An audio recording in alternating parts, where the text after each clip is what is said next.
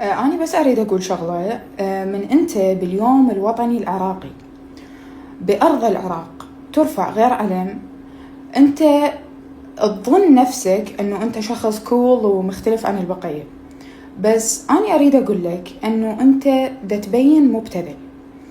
أهل بلدك دا يشوفوك مبتذل، ما دا يشوفوك أنه أنت كول، وأهل البلد اللي أنت رافع علمه هم دا يشوفك مبتذل. لا تتوقع أو لا تتصور أنه هم حيحبوك أو حيحترموك أو حيقولون واو هذا شقد شخص.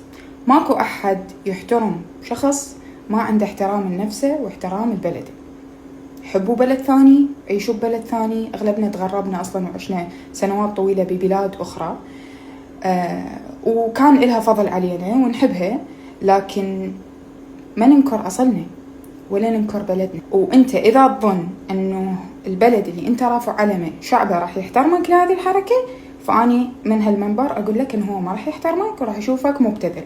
زائداً أنه أهل بلدك هم حيشوفوك مبتذل، فيعني لا تضيع المشيتين.